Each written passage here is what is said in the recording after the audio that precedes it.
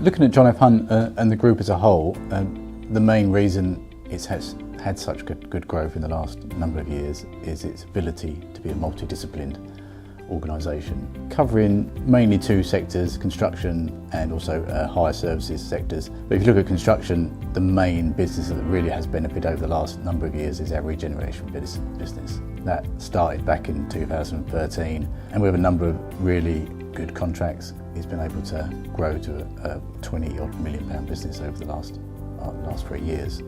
You look at the demolition business, it's gone through a more difficult stage, but that's seen much better growth now going forward as well. The culture is paramount to the growth of this organisation. The number one key factor in the growth in the organisation is the people we employ. We're very fortunate to have some great quality staff in the organisation at board level and at lower levels through the organisation, and our ability to be able to attract new staff to the organisation from our competitors or as graduates or even ex-military staff, that really has helped us achieve that growth and that culture within John F. Hunt.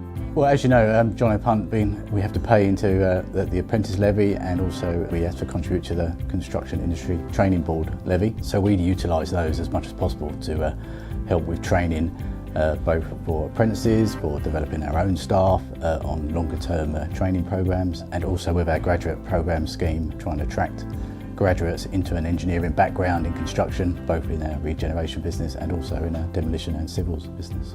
With funding, no, we haven't faced any challenges over the last few years. We've been very fortunate. We have a very strong balance sheet. Having one shareholder looking after the whole group helps massively with that. And we have a very good relationship with our current bankers, who are Lloyds, and also we use other funders for mainly in the asset finance part of the business.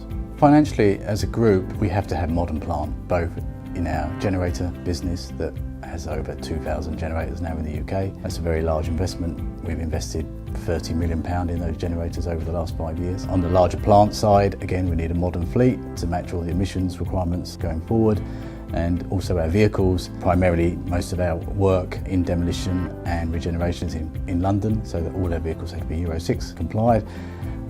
So that is the main area for our investment model going forward. We also invest heavily in IT, looking at ways of improving that business, using BIM and other methods in construction, using tablets, etc., to try and make the business more efficient from a hire business point of view. Even to the point now we have our own IT company within the group that services both the group and also other external companies.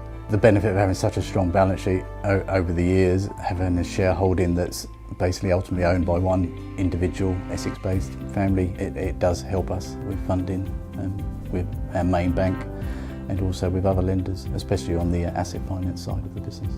There's been a number of regulatory changes in the marketplace, especially within the M25. There's been a real tightening in the planning regime within the M25 for developers that's prevented potential land coming available for development, which of course affects us within demolition and remediation. There's definitely been an effect with the uncertainty around Brexit. Hopefully those challenges will ease going forward, and that pent-up demand will come through in future development and opportunities for mainly those construction parts of the business.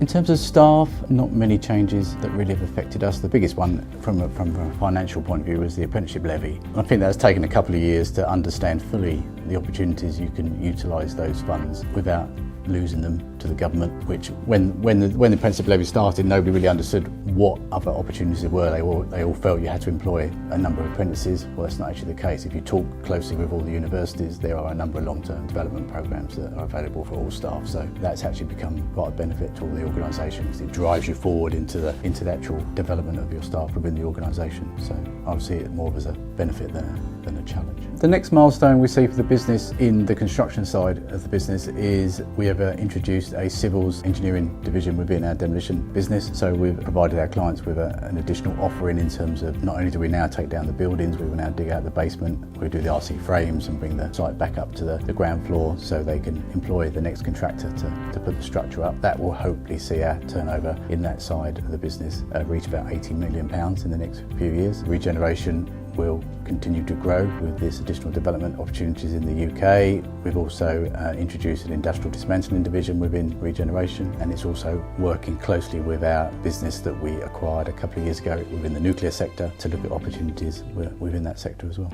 We're very fortunate in terms of where we're located in Essex. We're protected very heavily by London, that marketplace. Although there has been a slowdown in opportunities in the demolition business, we can see that demand coming back now in terms of office space availability is very low in the centre of London, so that will bring us opportunities in that marketplace. But of course we're a UK-based business. Our generator business operates out of 6 depots in the UK. We just opened up 2 new ones, one in Scotland, and also the movement into the nuclear sector will provide us with the opportunities for very long-term contracts going forward. Looking at the county, Essex is quite a large county, quite diverse in population and geography. I would definitely say, being now working in the southern part of Essex, I've also worked in the northern part of Essex. There's much more businesses in the southern part of Essex. Chelmsford Down, you've got the halo effect of London that's protecting all these businesses and giving you the opportunities with London Gateway and all the other the port opportunities now in this part of Essex. The advice would be definitely try and locate yourself probably within the M25 to get the best success from those opportunities.